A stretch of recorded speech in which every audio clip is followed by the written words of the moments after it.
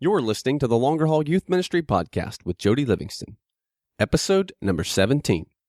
Oh, boy.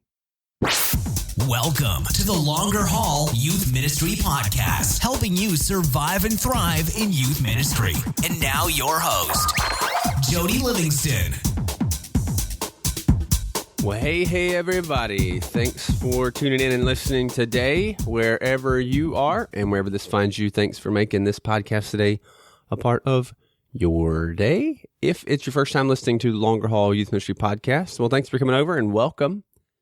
Picked a good episode to come into today. Really important thing for us to consider. And if you're coming back, well, thanks for coming back. If you enjoy the podcast, man, head over to iTunes, subscribe, and write a review there. Really helpful for me. Helps the podcast move up in the rankings. Super encouraging for me. And right now, if you're listening to this, like live as it comes out, you could win a $100 Amazon gift card. So we're doing a contest there. Or I guess we is me. I'm doing a contest right there. So you got 2 weeks left of this. You can head over to iTunes, subscribe, write, and leave a review there. And then I will draw a name here in a couple weeks for that. And you could be the winner of that. And you could spend it on whatever you want. So for details on that, you can go to thelongerhaul.com/podcast giveaway. That's all one word. thelongerhaul.com/podcast giveaway. And it'll tell you what to do, show you how to go in there and leave the review so that you might win. You could be like some of these other folks that have left reviews. Jeff Allen, 319, he left a review. He's a pretty cool guy. I like him. And Joel McDonald. Several folks there. Lots of folks leaving reviews. So go ahead and head over there. You could win a $100 gift card. And I would love to give it to you. I really would like for you to win it. So head over there, do that. Also, you can follow me on Twitter at Jody Livingston. That's Jody. And, of course, The Longer Haul over on the Facebook. All of the links and resources mentioned in today's episode you can find in the show notes at thelongerhaul.com/episode 017. thelongerhaul.com/episode 017. Like 17 with a 0 in front. So head over there after the show to check out links and resources that are mentioned, or to listen. You can also listen from there as well. Today's guest is Shay Osborne. He is a church planner outside of the D.C. area in Winchester, Virginia, and he's on the show today because he served for several years as a campus missionary to Marshall University, and he's on today talking about transitioning our students out of our youth ministries and into our college ministry, or into college life even. Maybe they move away and they're not necessarily staying in our ministry, but what kind of things do we need to do and to be doing in order to prepare them for what's ahead? And we've talked about this before. I've written about this on the blog as well. There's kind of two approaches sometimes that are taken in student ministry, I think, and rightfully so. In some contexts, there's kind of the protect mode. So maybe when they're first coming into our youth ministry, or even especially in our children's ministry, where we're kind of protecting them from a lot of things as we're teaching and equipping. And then we kind of get into a prepare mode, hopefully, where we begin to prepare them for what's coming and what's ahead. And if we fail to do that, we really have done very little in their life in the way of discipleship. And so we talk about that here in this episode today. We talk about some important things to keep in mind with college students and what kind of things they're facing. Lots of good stuff, and of course some resources at the end that Shay gives. So you're going to want to stick around for that. Great episode today, really important for us. Shay's a great guy and loves the Lord and has just really been effective in ministering, even now as a church planner, reaching college students still. So just a great guy to learn from. I'm excited for you to hear from him and learn from him today. So with all of that said, let's jump in here to the interview with Shay Osborne.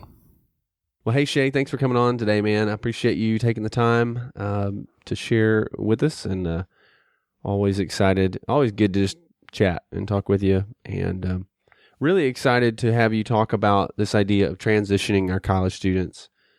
We're spending all this time investing into the lives of these students, and then they're graduating, and in many cases out of our ministry into a different one. If you have a college ministry, or in some cases you don't, you get students going away, you got students staying home. It's kind of a, there's no really cookie cutter answer for that, I know. But before we jump in, take a second and just introduce yourself, maybe a little bit about your background, why you're talking about college students, maybe, and we'll go from there. All right. Yeah. Thanks for having me on. Again, my name's Shay Osborne. I'm currently a church planner and pastor in Winchester, Virginia, of the church at Winchester. We've been doing that for about 2.5 years. But before that, was a youth pastor for several years in North Carolina, and then did campus ministry at Marshall University in Huntington, West Virginia. And so have kind of gotten to see 3 different stages from middle school, high school ministry in the church context to doing on campus in a parachurch, and now pastoring in the church that I pastor now has a lot of grad students that are a part of it. And so many of which are coming out of campus ministries, JMU and Penn State and some others that were involved in campus ministries there. And so have gotten to kind of see the whole spectrum of a student going from middle school all the way through the other side of campus ministry. Yeah, and that's kind of why I wanted to have you on to talk about this, because I think, it is an issue whether or not you're responsible for college students in your ministry or not. You are building students in your ministry who will become college students, or at least will fall in that age range, right? I mean, some obviously won't go to college, but for the most part, most will. And I think a lot of times for whatever, I mean, Steve Parr was on the podcast back in episode 7, and Steve was sharing some research that he's done on why students who stayed in church and didn't graduate from God, if you will, why they stayed. And part of that research was really encouraging in the sense that, they got plugged in right away, some of those things. But what I'm finding and what I see a lot is that's really hard sometimes. And I think there's a number of reasons maybe why that happens, but how, I guess what I would like for us to really tackle and address today is, how do we do that? How do we transition our students from our youth ministries so that they do successfully make it into college with their faith intact, get plugged in somewhere, and then even coming out the other side, like you're even saying now, and jumping in and becoming involved in a church, local church on the other side? Well, yeah, I think the biggest thing that I wish I would have thought about and known when I was doing youth ministry before being on campus, it's just having the long-term, the marathon plan in place for these students. Because depending on your context, it may change. But I think for most of us, as we were doing youth ministry, we've got these kids for 6, 7, maybe 8 years, depending on how the school system's set up. And then they're gone in a lot of ways. I mean, they go off to college. You may see them back from time to time, but they leave from college. They find a job somewhere, and your window with those students has come and gone at that point. And so really having a plan in place for students, particularly when they're high school, they're sophomores, juniors, seniors, they're starting to think about college and what life's going to be like after high school. What's the plan that's in place for them?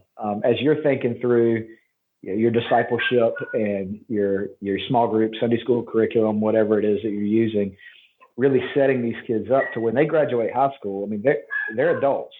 Now, emotionally, we may realize maybe they're not adults yet, but legally they are. They're going to get to college and they're going to be expected to be adults in a lot of ways and handle some hard ideas, particularly if they go to a state college. like Marshall was or is. And, they're getting hit with some hard stuff. And so knowing where is the grounding of their faith in that, is it church attendance? Is it, a youth group? Is it mom and dad? Or is the gospel, has it really taken root in their heart to where, like the parable of the sower, it's starting to produce fruit, so that when they get to college, the thorns and the thistles don't, squeeze the life out of them, or the excitement that they had when things were kind of cool and fun and maybe even easy in a somewhat safe environment. Now it's not so easy anymore, and the sun kind of scorches them out, as Jesus talks about in that parable. And so just making sure they have some deep rooted understanding of the gospel, of why they believe what they believe, and then that plan in place for where to go from there. So what would that look like? I mean, practically, what are some steps that, as a youth pastor, that you could take to help build that and ensure that? I think with your students that are older, getting ready to go to college, juniors, seniors, having some things, thinking through your curriculum. What are you using, and how are you preparing these students for the fact that they're going to be kind of shoved from the nest and going to have to know what they believe and fend for it. And so I've been out. I'm sure there's great curriculum for it. I've kind of been out of the loop on the youth ministry side for a little while to know what some of the best stuff is maybe out there right now, but some things that are really going to help them foundationally understand what they believe. Most students, in my experience, are not going to have the God is Dead movie kind of interaction with a professor where they're going to have a debate and win the debate with a college professor. And so that's not the goal, but the goal for them to really know, okay, this is why I can trust what the Bible says. Yeah. Here's some credible evidence that gives some confidence in what the scripture says. Teaching them how to have confidence in the gospel and how to apply the gospel to their lives and maybe some of the idols that they have. If you have a student that really just struggles with acceptance and they want to be accepted, well, when they get to college, they can find a place to be accepted. Right. Yeah. It may not be where you as their pastor wants them, but they're going to find a place to be accepted. And so helping them understand, there's a resource called the Gospel Centered Life, and we've used it for our adults in small group at the church at Winchester. But it really gives a good explanation of how the gospel applies to our issues of acceptance, our issues of wanting to control things, our issues of comfort and just wanting to stay comfortable. But then also kind of gives a new paradigm for understanding maturity and the fact that as we grow in our walk, we understand that God is more and more holy, and we understand the depths of our sinfulness more and more. And so the cross, though, gets bigger to fill that gap along the way. And so the goal of maturity, it doesn't now rest on how many verses have I memorized and how much of the Bible do I know and how many times I've gone to church. But now it's how big do I understand the cross to be and my need for Jesus. Yeah. Helping students understand that so that when they go away and all that comfort is ripped out from under them and all the safety is ripped out from under them, they've got an idea of, hey, I need Jesus. And so I'm going to lean on him and depend on him for everything. I think a lot of times when it comes to youth ministry, we do a really good job of focusing in and equipping students to deal with where they are now, with a lot of those issues. But I don't know that we always do a great job of thinking forward and helping, there's kind of you go protect mode, you go prepare mode. And we probably lean a little more towards protect at times and trying to be really practical and apply things to where they are now. We've had Dr. Jamie Dew on to talk about apologetics, and that was one of the things that we tackled there is how do you help your students so they don't lose their faith when they go away when they graduate and leave your ministry. Dave Hansen was on in the episode before that, talking about teaching theology and doctrine in your ministries and what that looks like and how important that is. And I think a lot of times we do a really good job with application, which is good, but it kind of ends there, and we don't really push them into a deeply rooted position of just a strong understanding of the gospel in the context of their life. And I think maybe that's often where maybe we miss is we talking about the gospel and sharing the gospel is two different things. Understanding the gospel as a believer and hearing the gospel as a non-believer are not the same thing. And I think sometimes we've kind of sold our students that the gospel is like this outline that you share with somebody, and beyond that, it really plays no role in your life. Once you're in, you're in. You don't need that season pass anymore. You got it. And I think when we do that, we certainly put our students in danger. Right, and yet we're told, the Apostle Paul tells us that maturity is growing in the grace and knowledge of Jesus. Yeah. And so the deeper we understand the gospel, our need for the gospel, because what happens, I think, for students a lot of times, and I would see this with students transitioning into college, is Christianity for them is a to-do list and a not to-do list. And I know it was for me. And I know the people who discipled me, mentored me, taught me growing up, that's not what they taught. That's just what I heard.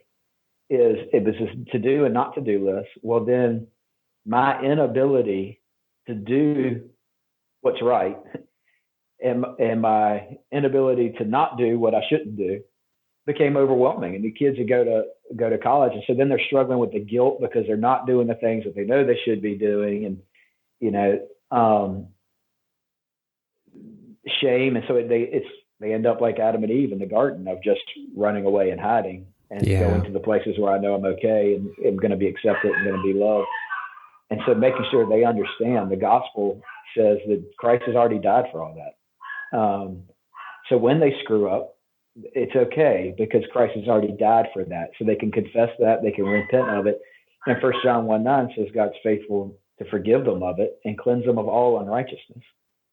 So the deeper they know that, the more equipped they are to handle the bumps and the bruises that are going to come along with transitioning from one life stage to another.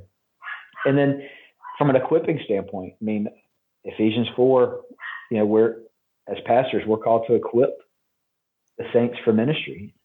Yeah. So helping students to understand when they leave, especially if they're going off to college, you could do this too if it's a community college, because it's a transition to a different stage of life. But I think it's really easy to wrap it in the context when they're leaving to go somewhere that God is commissioning them and sending them as missionaries. One of the things I tell the students at Marshall all the time when they get there, we usually have some big things to get to know some of the freshmen and those who would get connected and interested with what we were doing as far as ministry with the campus. Those that were already believers, we really emphasized you're here as a missionary. Yeah. Now absolutely. We're going to disciple you. We're going to help you. We're going to help you grow. But you are here as a missionary. So whatever dorm room you're in, you are the missionary to, Towers West, room 340. You're the missionary to that room because that's where you live. Dude, some kid who lives in that room is listening to this podcast freaking out right now. Right. You just totally rocked his world. So I don't even know if there is a Towers West, room 340. But he's talking about me. If you're there and you're listening to this podcast, you are a missionary. This is God. Right. Share the gospel with your neighbor and your roommate. That's awesome. Yeah. And so here's the thing though, right? That can't just start. That can't just start once they get on campus. Like that's a culture we have to build in the student ministry, right? Yeah. Yeah. I think there's a prime opportunity for youth pastors to really get kids excited about the fact that they're a missionary. I mean, I remember when doing youth ministry and taking kids on mission trips to overseas outside of the States. And and then they always came back so pumped up. And then if you did a consecutive one the next year or something, so pumped up to be able to go again, and really sell that same sort of passion to them for when they go to, Marshall University or Georgia Tech or wherever it may be. That, hey, just like when we went overseas to wherever it was, or maybe you haven't done an overseas trip, but you've done something stateside, just like when we went there and you were a missionary to that area, you're going to an area now that's in many ways a foreign mission field for you. And I mean, very literally in some ways. I mean, there's exchange students and students from other countries all over the place on campus. There's students that are going to show up to a college, especially a state college, that really may have never heard the gospel before. Sure. And sometimes in our context, especially in the South, it feels like that's not real. Like, how would there be an American student that's never heard the gospel? But it's reality. And so there's opportunities that are there all over the place. And even if it's just someone that, I mean, they've heard the gospel and they're not interested, but there's an opportunity there for our students to go in and infiltrate that world, to begin to look at what are the activities that I'm doing and how can I leverage that for the gospel. We had students that were art majors that said, hey, I want to do outreach to art students. How do we do that? And so we sat down and figured out, how do we do that? We had students that were commuters that said, I want to do ministry to commuters. How do we reach commuters? Guys that played Ultimate Frisbee, and Ultimate Frisbee was their ministry. They got on the club team and just start sharing the gospel with the other guys that are on that club team. So getting your students to understand God's given them gifts and talents and abilities. He's put them in a specific place at a specific time. And all of that is to be leveraged for his kingdom. Yeah. Well, I think it's Acts 17. The Apostle Paul, says that God has predetermined the boundaries and habitations of man. Right. And so you may think you just showed up here today because you thought it was a good idea, but God placed you here. This seemed like the best option and choice for you for school, but man, God put you here. So, okay, let me ask this though. You're talking about art majors and commuters, and can you give just some practical examples of what that looked like, just to kind of help get folks thinking? And a lot of the stuff, it's stuff that can be done now on a middle school, high school level. So these kids are already thinking that way when they get to college. We had several students who were in the art program at Marshall, and kind of stereotypically, whatever the right word is there. The art program was not very gospel saturated. It wasn't, for many of them, because of situations and circumstances of their life. Maybe they were kind of hostile towards the church. But we had some students that were art students that said, hey, I love these people and I want to reach them with the gospel. So we did an art show where students could display their art, because in the community, there really wasn't a lot of places for students to be able to sell their art and display it, because the professors and the instructors were the ones who did that in the community. And so we provided a space and an opportunity for them to be able to do that. And then we told our other students who didn't care anything about art, it said, look, we understand you don't care about art, but you should care about people. And so while the art students are doing the work of this event of bringing in their friends and they can speak the language and they know how to do all of that, we can be here to set up, tear down, provide food, and then just hang out and build relationships with people. That's so good. we had an event like that, and some of those, and a lot of those relationships, they never went a whole lot farther than just that event, but there were a handful of friendships that formed, and so the gospel got to be shared. And in the context we were in, we very rarely did like the bait and switch, kind of like come to an art show. Oh yeah, and there's a Bible study. We forgot to tell you about that. No, what? We don't do that, do we? Do we? And so we just said, hey, come, and we had people there that were strategically and intentionally there to build relationships. We did a very similar thing with an all-night video game tournament, and neither one of those are my thing at all night or video games. But yeah, I hate lock-ins. we saw a lot of fruit from that. And like I said, the ultimate frisbee thing, that was just kind of organic. We had some guys that said, "Hey, I'm athletic. I'm not athletic enough to play college sports, but I'm athletic enough to be on the school club ultimate frisbee team." And so they joined the team and started playing and going on trips with those guys, and just being able to share the gospel. Another thing that we did with the school is with Marshall's student union, they would try to promote some events and get some things going, and we just contacted them and said, "Hey, no catch. We just want to. How can we help? If all you want us to do is come set up everything for the event, and you want us to leave, that's what we'll do." Yeah. And so we started doing that. The first one, there was one event. It was like a game night they did, and I think the first night they did it, we got there, helped set up, and then hung out. And the only people that were there were like our students and the student union officers.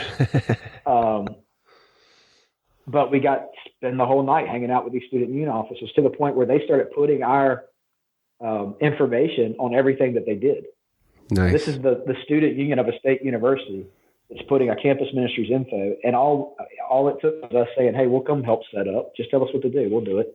Yeah. And so that stuff now that, and I know you've got a ton of stuff to do as a youth pastor. Like I get it. But there's some really simple stuff. And the great thing about those kind of things is you don't have to plan anything.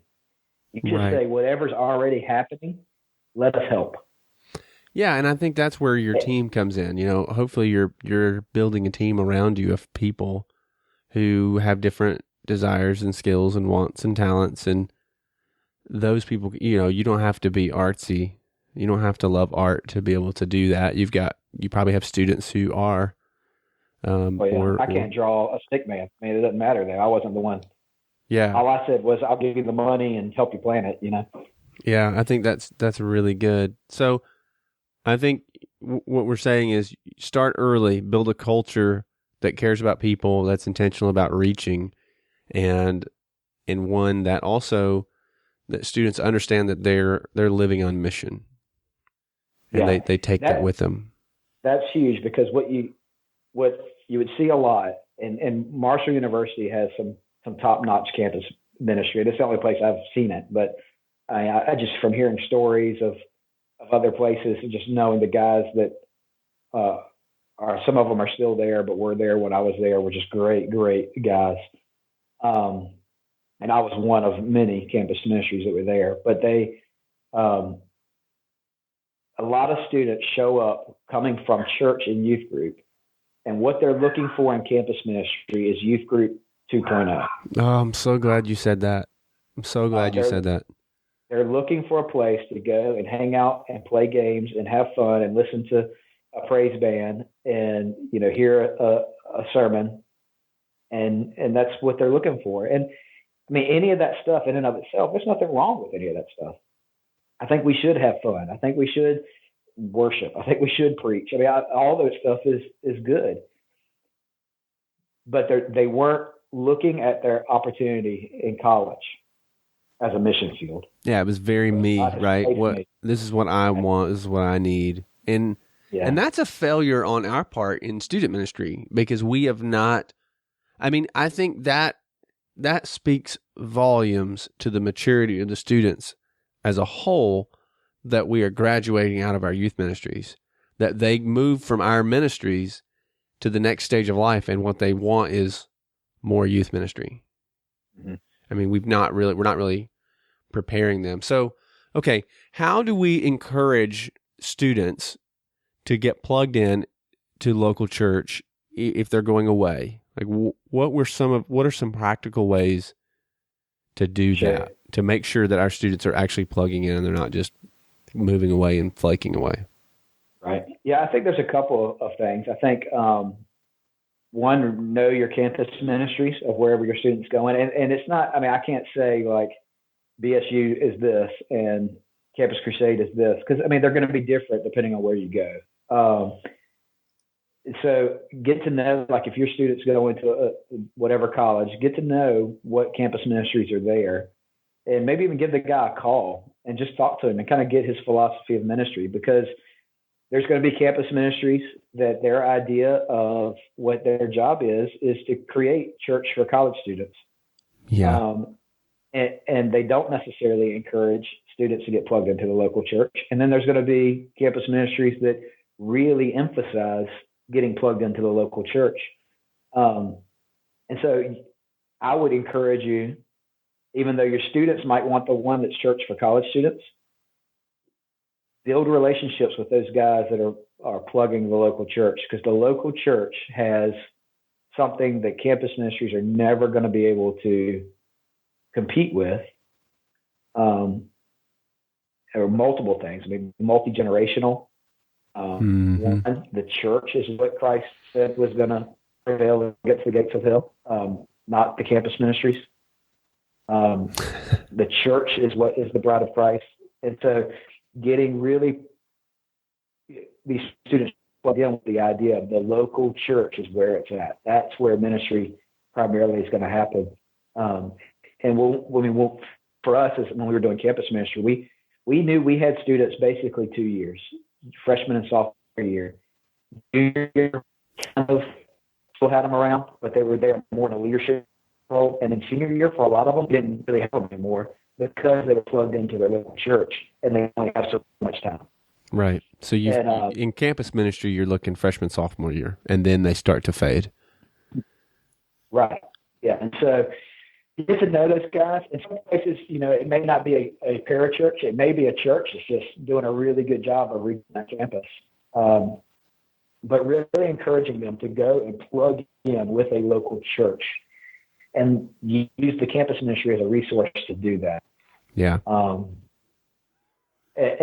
And like I said, it's just like anything else, any other profession. You've got guys that are doing really well, and you've got guys that are struggling to figure out what's going on, and everything in between, And so just get to know those guys, see how you can support them. Take trips if it's feasible, or you take trips to where your kids, even if it's a couple hours away, and you can hop in the car and drive out there and have lunch one day and drive back. Get to know what's going on in those students' lives. And, you're handing them off in a lot of ways. That's a hard thing to do after you've been with them. I had one student that I came into the church that she was in 8th grade when I started in doing youth ministry. And I left to go to Marshall when she was about to graduate as a senior. And she ended up coming to Marshall. And so I had the joy of having her as a middle schooler, all the way through high school, all the way through campus ministry. And then the guy who's now her husband, they met through the campus ministry, and I got to do their wedding. And now they're at Southeastern Seminary. He's pursuing seminary, and they're doing college ministry now at their local church. So really neat to see that. But man, that was one. Right, the rest of them, that wasn't the case.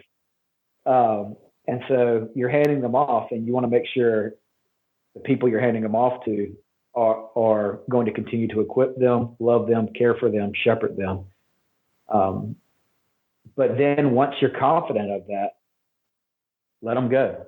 Let them go to their local church. Let them get plugged in, and then just reap the benefit and the joy of getting to, then when they come home, hear their stories of how God's using them. Yeah, and don't guilt them, right? Don't guilt them. Like, I think sometimes we say, are you in church? Are you in church? Are you in church? We want them to be in church. We want to be in church. We want to be in church. But then we still want them to consider our church their church. Right. And so we don't really give them the freedom to engage fully where they are. Like, there's permission is never given there. They always feel a little guilty of leaving their home church.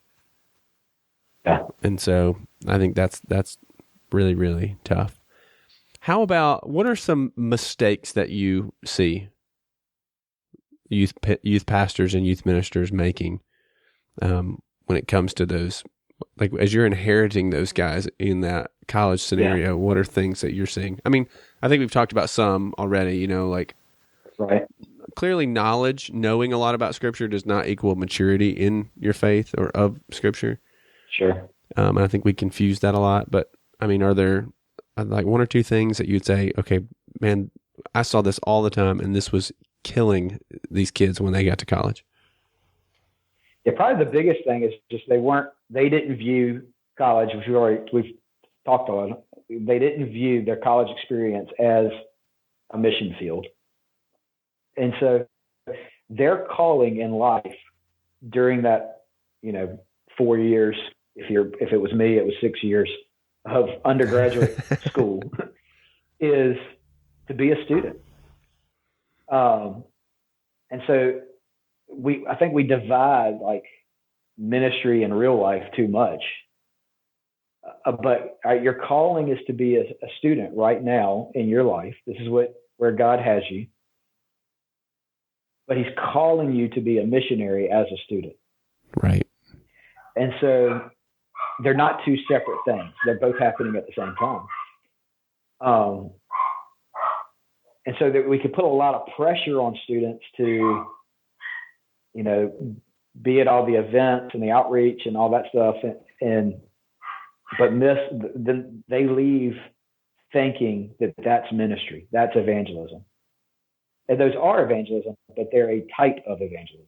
Yes. And often, like in their defense, in the student's defense, often that's how we treat evangelism. That sure, your evangelism method is events and event only, and it's invite your friends. And hey, I hope this is not heretical, but and hear me out on this. I think you understand what I'm saying.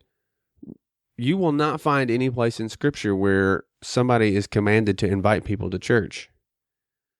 Like, it doesn't exist. Like, that was not an evangelism method in the New Testament. Right.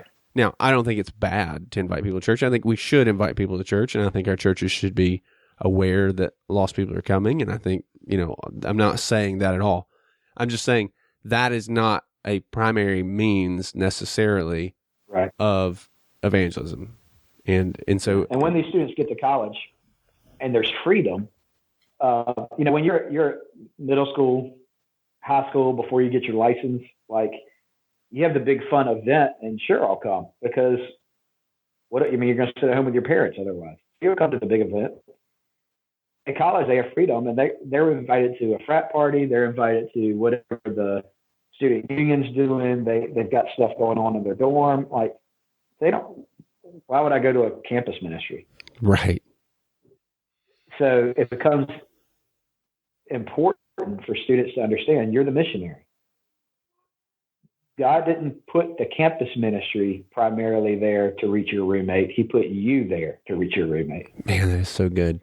Yeah. And so viewing it that way, and that's, like I said, students get out of high school and they go, and college is intimidating. Campus ministry serve a great, blessing to students to say, hey, here's a place where it's safe, and you can come here and we're going to love you, care for you. Just the church. Universal church should do that, right? We should care for one another, bear one another's burdens, but at the same time, having the understanding of there's a place where I go where I can be safe and people are going to love me and care for me, but also equip me for ministry. Yeah. And so really that view of sending them out, commissioning them out. I'd even encourage pastors and youth pastors, as students graduate, don't have a graduation service, have a commissioning service for these students. Yeah. Where you commission them just like you would missionaries going overseas somewhere. Yeah, man, that's good. That's good. I think sometimes too, okay, if you take Psalm 96, for example, I think what we find in Psalm 96 in particular is this idea that evangelism is not rooted necessarily in the lost person's lostness, nor is it really rooted primarily in the believer's obedience to take the gospel. Instead, it's really the glory of God that is at the heart of the gospel and the heart of evangelism. When we teach our students that they should be sharing Jesus because it's what God commands of them. Now listen, there's obviously obedience factor there. I'm not diminishing that. But when we're guilting them for not sharing Jesus, and then we're trying to guilt them further because we're telling them how lost these other people are, man, who's going to do that? You feel like if I do it, I screw up. If I don't, I screw up. What do I do? And so rather than telling kids, no, man, God is worthy of worship, that he is good. And those people were created to worship him. And he is worthy of their worship. He's deserving of their worship. I think what that does is it removes the burden and the guilt, and it puts the focus not on the individual who's lost and not on the individual who's sharing, but it puts it on God, who is worthy and deserving of that worship and that praise that comes through that salvation and through the proclamation of the gospel. And we so many times, and we said this even earlier here in this episode, was so many times it becomes a list, right? Do this, don't do this. Share Jesus, don't drink, don't smoke, don't chew, don't hang out with girls that do. Read your Bible in the mornings, do your quiet time, get alone with the Lord, have an accountability group, all these things. And man, that's pretty overwhelming. And what I'm afraid is that while all those things are good, we put so much pressure on these guys, these students, that when they finally leave home and leave the church, it's like the pressure's off. They find freedom from being away from it, rather than finding freedom in embracing the gospel. Yeah, that's big. Yeah, and I've found personally in my own life, and I think it's true of our students, it's true of my people in our church, but just seeing it in my own life primarily is when I'm reluctant to share the gospel, when I'm not telling people about who Jesus is, it's not because I don't care about people. Oftentimes, my reasoning, my excuses for not wanting to share the gospel are because I care about the person. Well, they're not going to want to be friends with me anymore. I'm going to lose that influence that I might have in their life, whatever it may be. My reluctance to share the gospel is not because I don't care enough about people. It's because I don't care enough about God. Yeah. And I see him as being too small instead of being the God who's worthy of worship. And so, that's a punch in the gut. And then I got to go back to Romans 8:1, that there's no condemnation. So let me redirect my heart and mind in Christ Jesus and get that peace that surpasses understanding, as Philippians 4 talks about. And then I'm free to, some theologian or church historian will probably correct me on this, but I think Martin Luther is the one responsible for this quote that he just said, love God and do whatever you want. Right. And that's a little scary, right? I mean, that's like Romans 5 scary. Like, do I sin more so grace may abound kind of stuff. But that's the reality of it, right? Because if I'm loving God, what does Jesus say? If you love me, you keep my commandments. Yeah. And so as I see God as bigger and I love him more, and the same is true of our students, as they start to see God as glorious as he is, like, I don't want to grieve him. I don't want to rebel against him. Right. Anytime when our students are diving into sin, when I'm struggling with sins in my personal life, it's because I've taken my eyes off of how awesome and good. Yeah, and I want to be clear here too and just say what we're not saying is that as a youth pastor, you also have to be the college pastor. We're just saying You've got to be on the preventative side on the front end, and then don't just throw those relationships that you've spent the last hopefully 6 or 7 years building, although in reality probably about 2.5 because you haven't been there that long and may not stay, which is my little soapbox here. But I think you just continue, and for me, here's how that plays out for me. A text message when I think about them. Hey, praying for you today, thinking about you. Hope class is going well. It's lunch when they come home for break. It's just it's inviting them over to the house. It's come help me fix my car. Come, I got some yard work. Why don't you come? It's the same thing I'm doing with students, and I'm just doing as I go, and I'm not necessarily having to be, the college pastor, so to speak. I'm just continuing to invest in those that I've invested in. And I'd be foolish not to. I've spent all this time pouring into you. Why would I just abandon you? Right. It was all for nothing if I don't. Yeah. And that's being a pastor. And I think one of the things I struggle with even now is there's always, I think the pillar swings. We either think we're just killing it in ministry. And I think Paul warns us not to think more highly of ourselves than we ought to. Or we think, man, we can't get it done. Like we're never doing enough. It's never good enough. But those little texts, a short email, a lot of times for me, that'll come off of like, man, I meant to write that person a card this week. Well, I'll shoot the text because it's too late in the week to get a card before Sunday or whatever it is. And that text is huge in that person's life. And all it is just letting them know, hey, I love you. I'm thinking about you. It's not motivated out of like, they're going to be upset with me because they probably wouldn't think anything bad if they didn't get a text. Well, they didn't know the card was coming, so they're not upset. Right. They didn't know. So I'm the only one that thinks I'm a jerk for not sending a card. Well, you are a jerk for not sending the card. I am a jerk for not sending the card. Because cards are nice. They are. Send your students cards when they go to college. But if you forget, like me, send them a text. Yeah, that's good. But it just lets them know, hey, I love you and I'm thinking about you. And the Lord uses those things. Just trust in the Holy Spirit that He's going to finish the work that He started in these students. And and pray like crazy. Pray like crazy. Well, cool, man. Well, before we finish up here, do you have a resource that you throw out? I mean, I know you kind of mentioned the Gospel-Centered Life already. Is there another one you'd throw out for folks? And that one may be the Cross-Centered Life. It's not the C.J. Mahaney book, whichever one that is. It's a different resource. Okay. It's a small group resource. I'll look it up. The C.J. Mahaney book is really good. We'll have it in the show notes. I'll make sure it's the right one. Who doesn't? So the other one that's huge, I used it in doing campus ministry. I've used it for our church.